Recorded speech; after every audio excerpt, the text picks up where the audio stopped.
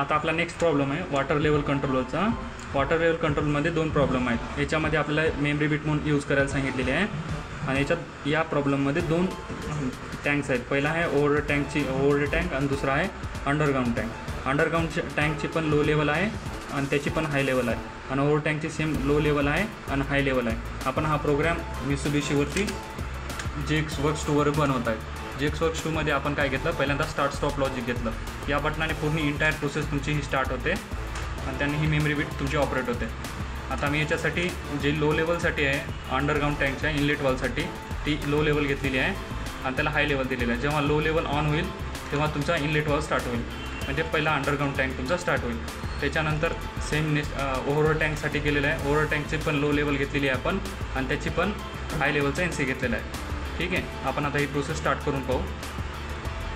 डिबगमध्ये जाऊन start simulation करायचं. जेव्हा आपण 1-0 दाबू तेव्हा आपली प्रोसेस स्टार्ट होऊन जाईल. प्रोसेस स्टार्ट झाल्याच्यानंतर आपली मेमरी बिट चालू होईल. मेमरी बिट चालू झाल्याच्यानंतर आपल्या जेव्हा अंडरग्राऊंड टँकची लो लेवल येईल तेव्हा इनलेट वॉल स्टार्ट होईल. अंडरग्राऊंड टँकची लो लेवल आली, लो लेवल आल्याच्यानंतर आपली अंडरग्राऊंड टँक चालू होईल. इनलेट वॉल चालू झाला म्हणजे पाणी भरायला सुरुवात झालेली आहे. त्याच्यानंतर जेव्हा त्याची हाय लेवल येईल तेव्हा तुमचा ओव्हर टँक बंद होऊन जाईल, इनलेट वॉल बंद होऊन जाईल. त्याच्यानंतर परत जेव्हा तुमचा अंडरग्राऊंड टँकची जेव्हा हाय लेवल येते तर तेव्हा तुमचा पंप स्टार्ट होतो आणि त्याच्यातून पाणी ओव्हर टँकला पडतं.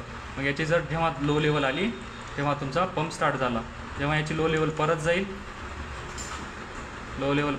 परत हाय लेवल येईल तेव्हा पंप स्टॉप होऊन जाईल. आपण इथं X2 म्हणून NC यूज केलेला आहे लो लेवलचा.